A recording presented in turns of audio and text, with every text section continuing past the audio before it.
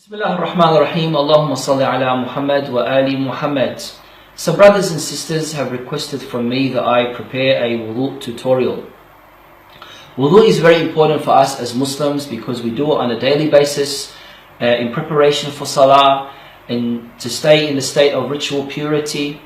And this is why we need to make sure that the wudu that we are performing is valid and correct. There are some common mistakes that some of us might make that we are not aware of, and I'm going to point to them through this tutorial.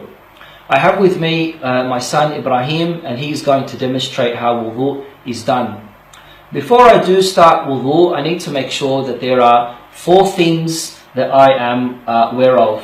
Number 1, with my wudu parts, my face, my arms, my head and my feet, I need to make sure that there is no najasa or impurities on it. Number 2, I need to make sure that I don't have anything that is preventing water from getting to my skin, like for example glue or paint or a tight wristband, a watch, tight watch, a tight ring or anything along those lines, nail polish, etc., etc. Number 3, I need to make sure that the water that I'm using is halal and free of any dubious ownership. It's not usurped water, it's not stolen water and anything along those lines.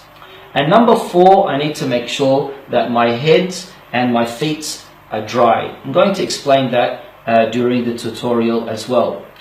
The sunnah of Rasulullah sallallahu alayhi wa alihi is to do wudu the amount of a cup and to do ghusl the amount of a jug.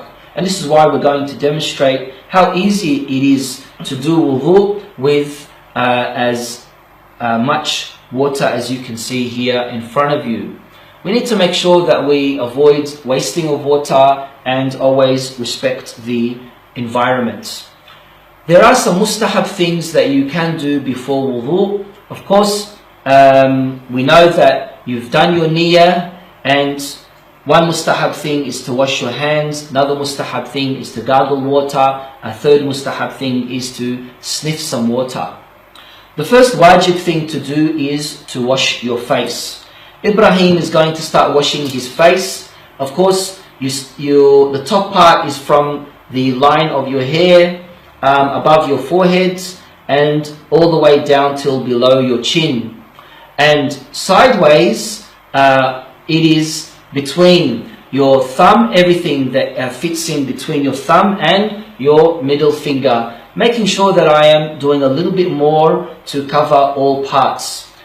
In wudu, it is wajib to wash your face once. The second time is mustahab. This doesn't mean that you can only splash water twice. You can splash water as many times as you want to, but it all comes down to your niyyah. So this would be Ibrahim's second wash, which is the mustahab wash. Third wash, there is no third wash, and if someone was to do so with that intention, it will invalidate your wudu. There is one thing that is commonly performed by some, and that is to wash upwards, the opposite way. Ibrahim is going to show how that is done. This is wrong. It's called naqs, and it invalidates your wudu. You need to make sure that when you are washing downwards only. If you do have a beard, you don't need to scratch into the beard, you only need to be covering it. When you finished washing your face, and of course there are many supplications and du'as that can be recited. Hopefully it would be a good idea for my brothers and sisters to memorize these du'as for each process during wudu.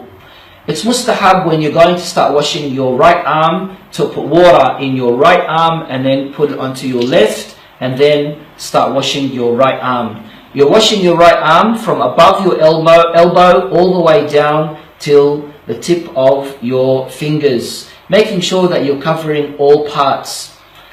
Again, first time is wajib, and then your second wash is a mustahab wash. Making sure that you're not doing naqs, show them how naqs would be. That will also invalidate your wudu. Of course, it's mustahab as a male for you to pour the water on the outside of your elbow, and if you're a female, you are pouring water on the inside of your elbow. Seeing that you have finished your right arm, you are now going to wash your left arm. Again, from above your elbow all the way down, between your fingers, making sure that you've covered all parts. Making sure that you've also washed this area, because this area which has the crinkles is usually left out sometimes. When you finish washing your arm, your left arm, you make sure that you no longer touch anything, because you are going to have to wipe your head and your feet with wudhu water. Wudhu water means that you are that whatever that's on your hands now is going to be used for the wiping. Let's say you are using a tap. This is what you would usually do when you are turning the tap off. You have some water left over in your right hand, and you are going to finish with washing your left arm. So you would do something along these lines of turning the tap off and then finishing with you washing your left arm, maybe the second time, the mustahab time. So you've stepped away, you haven't touched any foreign water outside of your wudu water, like the sink or the tap or anything else. Then you're going to wipe your head. I did say in the beginning that your head needs to be dry, because when you are doing the masah, the wiping, your head needs to be dry. You are wiping the first third of your head. It's mustahab for you to do with 3 fingers or more. Now it doesn't matter which way you do it, that is absolutely fine. After you've finished wiping your head, you are now ready to wipe your feet. So Ibrahim's finished wiping his head. Now we are going to show how you wipe your feet. Just in case you're outside or your hands have dried, you can use your wudu parts to obtain more water. So for example, Ibrahim's hand is now dry. He can use his beard or his arm to get some water on his hand, so he is able to wipe his foot. The last stage is the wiping of your feet. You wipe your right foot with your right hand, your left foot with your left hand. You need to make sure that when you are going to do the wiping, the top part of your foot is dry. So, for example, Ibrahim would have some drops of water on the top part of his foot, and he has dried them now, and then he's going to go down and do the wiping. This is how you do your wiping of your feet, and you need to make sure that your foot is fixed. It doesn't necessarily mean that the foot is on the ground, on the floor. It can be raised, but you are wiping your foot with your hands. This is the end of the tutorial for wudu. I do hope, inshallah, that my brothers and sisters have benefited from this. If there are any questions or comments, please do not hesitate to inbox me and contact me. Walhamdulillahi Rabbil Alameen, wa salatu wa salamu ala Sayyidina Muhammad wa alihi tahirin.